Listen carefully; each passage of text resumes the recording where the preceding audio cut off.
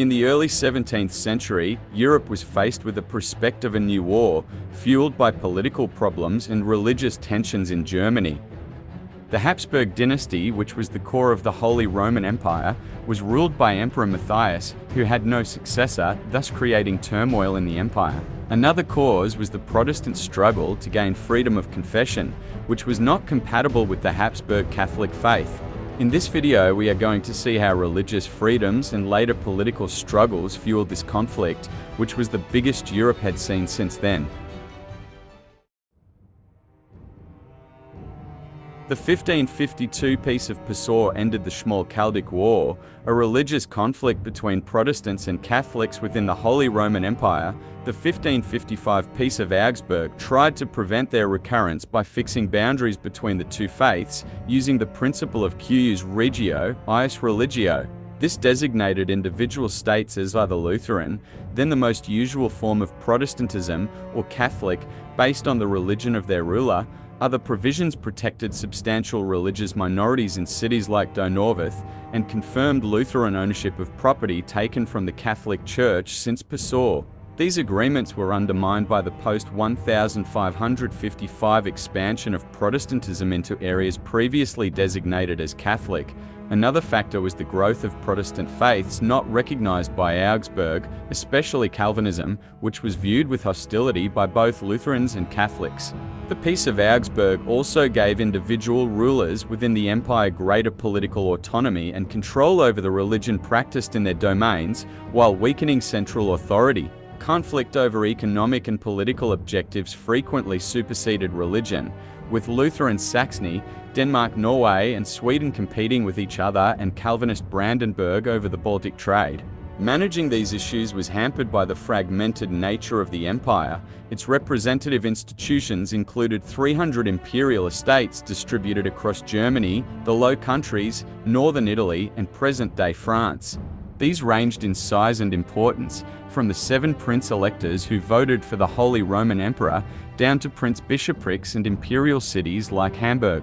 Each also belonged to a regional grouping or imperial circle, which primarily focused on defense and operated as autonomous bodies. Above all of these was the imperial diet, which only assembled on an irregular basis, and then largely served as a forum for discussion, rather than legislation. Although, in theory, emperors were elected, the position had been held by the House of Habsburg since 1440, the largest single landowner within the Holy Roman Empire.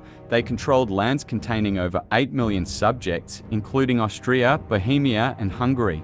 The Habsburgs also ruled the Spanish Empire until 1556, when Charles V divided the two empires between different branches of the family. This bond was reinforced by frequent intermarriage, while Spain retained imperial territories such as the Spanish Netherlands, Milan, and Franche-Comté. Although these links meant the Austrian and Spanish Habsburgs often worked together, their objectives did not always align. Spain was a global maritime superpower whose possessions stretched from Europe to the Philippines and much of the Americas. In contrast, Austria was a land-based power, focused on ensuring their preeminence within Germany and securing their eastern border against the Ottoman Empire. Before Augsburg, unity of religion compensated for lack of strong central authority.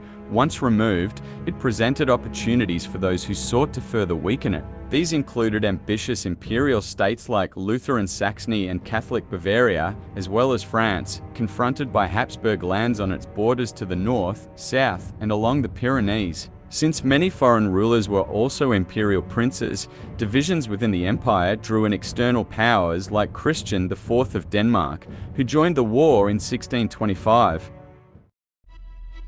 Disputes occasionally resulted in full-scale conflict, like the 1583 to 1588 Cologne War, caused when its ruler converted to Calvinism. More common were events such as the 1606 Battle of the Flags in Donauwörth, when riots broke out after the Lutheran majority blocked a Catholic religious procession. Emperor Rudolf approved intervention by the Catholic Maximilian of Bavaria. In return, he was allowed to annex the town, and as agreed at Augsburg, the official religion changed from Lutheran to Catholic. When the imperial diet opened in February 1608, Both Lutherans and Calvinists sought formal reconfirmation of the Augsburg settlement. In return, the Habsburg heir Archduke Ferdinand required the immediate restoration of all property taken from the Catholic Church since 1555, rather than the previous practice whereby the court ruled case by case. This demand threatened all Protestants, paralyzed the Diet, and removed the perception of imperial neutrality. Loss of faith in central authority meant towns and rulers began strengthening their fortifications and armies. Outside travelers often commented on the growing militarization of Germany in this period. In 1608, Frederick IV, Elector Palatine, formed the Protestant Union, and Maximilian responded by setting up the Catholic League in July 1609. Both were created to support the dynastic ambitions of their leaders, but combined with the 1609 to 1614 War of the Uli Succession, the result was to increase tensions throughout the empire. Some historians who see the war as primarily a European conflict argue Ulick marks its beginning, with Spain and Austria backing the Catholic candidate, France and the Dutch Republic, the Protestant. External powers became involved in what was an internal German dispute due to the imminent expiry of the 1609 12 years truce, which suspended the 80 Years' War between Spain and the Dutch Republic. This allowed him to move troops and supplies by road, rather than sea, where the Dutch navy was dominant. By 1618, the only part not controlled by Spain ran through the electoral Palatinate. Since Emperor Matthias had no surviving children, in July 1617 Philip III of Spain agreed to support Ferdinand's election as King of Bohemia and Hungary. In return, Ferdinand made concessions to Spain in northern Italy and Alsace, and agreed to support their offensive against the Dutch. Doing so required his election as emperor, which was not guaranteed. Maximilian of Bavaria, who opposed the increase of Spanish influence in an area he considered his own, tried to create a coalition with Saxony and the Palatinate to support his candidacy.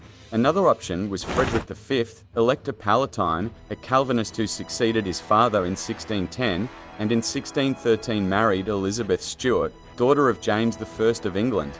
4 of the electors were Catholic and 3 were Protestant. If this balance changed, it would potentially result in the election of a Protestant emperor.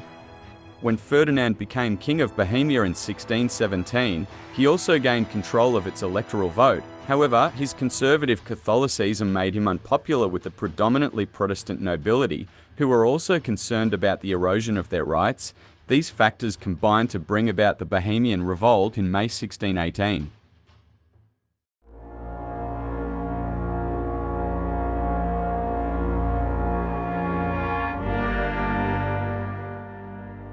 Ferdinand once claimed he would rather see his lands destroyed than tolerate heresy within them.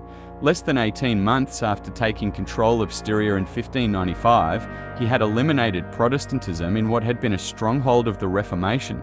Absorbed by their war in the Netherlands, his Spanish relatives preferred to avoid antagonizing Protestants elsewhere.